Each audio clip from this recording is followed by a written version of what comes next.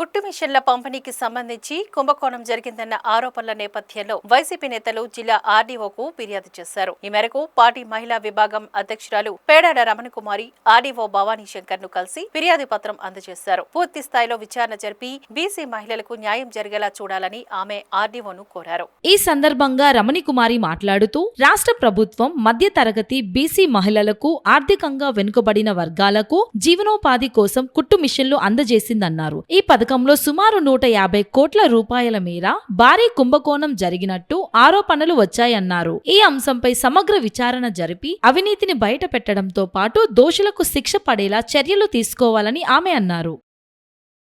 మా కేంద్ర కార్యాలయం ఆదేశానుసారం ఈరోజు విశాఖపట్నంలో కలెక్టర్ ఆఫీసులో ఈరోజు కూటమి ప్రభుత్వం చేస్తున్నటువంటి దురాఘాతాలు అవినీతి గురించి మేము మెమరాండం ఇవ్వడానికి రావటం జరిగింది. మహిళా విభాగం తరపున ఈరోజు కూటమి ప్రభుత్వానికి చంద్రబాబు నాయుడు గారికి అవినీతికి కాదేది అనర్హం మాదిరిగా అంటే ప్రతి దాంట్లో కూడా అవినీతి జరుగుతుంది అన్నది మనకి క్లియర్గా కనిపిస్తూ ఉంది. అంతర్జాతీయ మహిళా దినోత్సవం రోజు మహిళలందరినీ కూర్చోబెట్టి రాష్ట్రంలో సుమారుగా 1,00,000 మందికి మహిళలకి ఉపాధి కల్పిస్తాము, వాళ్ళందరికీ కుట్టు మిషన్లు ఇస్తాము, ఉచితంగా శిక్షణ ఇస్తాము అని చెప్పటం, వాటికి టెండర్లు పిలవటం, 175 నియోజకవర్గాల్లో కూడాను ఇది 3 నుంచి 5 కేంద్రాలు ఏర్పాటు చేసి ఆ కేంద్రాల్లో అందరికీ శిక్షణ ఇస్తాము, ఫ్రీగా కుట్టు మిషన్లు ఇస్తాము, ఫ్రీగా శిక్షణ ఇస్తామని చెప్పడం జరిగింది.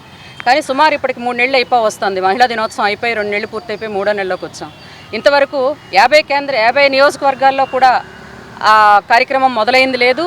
ఆ టెండర్లు పిలిచిన దాంట్లో కూడా అవినీతి ఎంత క్లియర్గా కనిపిస్తూ ఉంది అంటే ఒక కుట్టు మిషన్ విలువ 4,300 రూపాయలు పెట్టారు. వాళ్ళకి శిక్షణకు ఖర్చు అయ్యేది 3,000 రూపాయలు అని అన్నారు. అంటే సుమారు 7,300 రూపాయలతో ఖర్చు అవుతూ ఉంది. దానికి టెండర్ కోడింగు 23,000 పర్ హెడ్ వేశారు. అంటే అక్కడ క్లియర్గా మనకు కనిపిస్తున్నది ఏంటంటే సుమారు 16,000 రూపాయలు అక్కడ మిగులుతూ ఉంది. టెండర్లు పిలిచిన దాంట్లో కూడా చాలా అవకతవకలు. సుమారు 65 కంపెనీలు టెండర్లు వస్తే వాటిని చూడకుండానే ఇనీషియల్ స్టేజ్లోనే 56 కంపెనీలని వాళ్ళు డిస్క్వాలిఫై చేసేసారు. తర్వాత టెండర్ వేసిన తర్వాత ఒక 6 కంపెనీలని వాళ్ళు అంటే ఫైనాన్షియల్ బిడ్ ఓపెన్ చేయకుండా క్యాన్సిల్ చేశారు.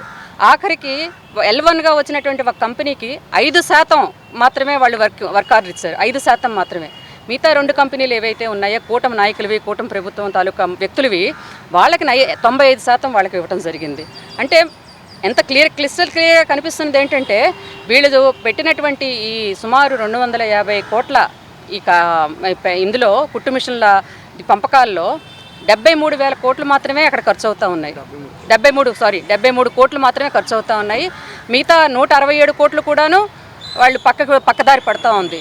ఇదంతా చాలా క్లియర్గా కనిపిస్తూ ఉంది. ఇదంతాను అంటే రాజకీయం చేయడం అంటే పూర్తిగా ఎక్కడ అవినీతి దొరుకుతుంది, ఎక్కడ అవకాశం దొరుకుతుంది, ఎక్కడ మనం సంపాదించుకోగలము అన్న దృష్టితోనే ఈరోజు ఈ కూటమి ప్రభుత్వం నడుస్తుంది తప్ప నిజంగా మహిళలకి ఒక న్యాయం చేయాలి, మహిళలకి ఆర్థికంగా వాళ్ళకి మనం సపోర్ట్ ఇవ్వాలి, మహిళల్ని ఆర్థికంగా బలపరచాలి, వాళ్ళకి ఒక ఉపాధి అవకాశాలు కల్పించాలి అనేటువంటిది పద్ధతి అయితే లేదు.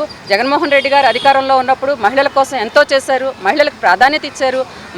మహిళలను బలపడితేనే ఆ జిల్లా బలపడుతుంది, ఆ రాష్ట్రం బలపడుతుంది, మహిళలు కీలకం అవుతారని చెప్పి ఆయన ఎప్పుడు ఆలోచించేవారు. కానీ ఈరోజు చంద్రబాబు నాయుడు గారి ప్రభుత్వంలో మహిళలకి చాలా చిన్న చూపు, మహిళలకు ఒక గుర్తింపు లేదు, మహిళలకు ఒక న్యాయం జరగదు.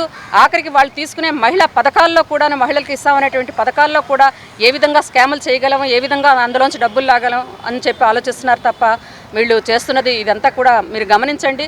శిక్షణా కేంద్రాల్లో కూడా వాళ్ళందరూ శిక్షణ ఎక్కడిస్తున్నారంటే వాళ్ళు పెట్టిన దాంట్లో డబ్బులు అకౌంట్లు వేస్తున్నారు. ఎక్కడ మేము శిక్షణా కేంద్రానికి ఇంత, మంచినీళ్ళ కింద, వాళ్ళకి టాయిలెట్స్కి ఇంత, వాళ్ళకి ఫుడ్కి ఇంత, స్నాక్స్కి ఇంత అని చెప్పి. కానీ నిజానికి వీళ్ళు ఆ శిక్షణ ఇచ్చేది అన్ని గవర్నమెంట్ సంబంధించినటువంటి ప్రభుత్వ కార్యాలయాలకు సంబంధించినటువంటి అంగన్వాడీ కేంద్రాల్లో వీటిల్లోనే శిక్షణలు ఇస్తూ ఉన్నారు.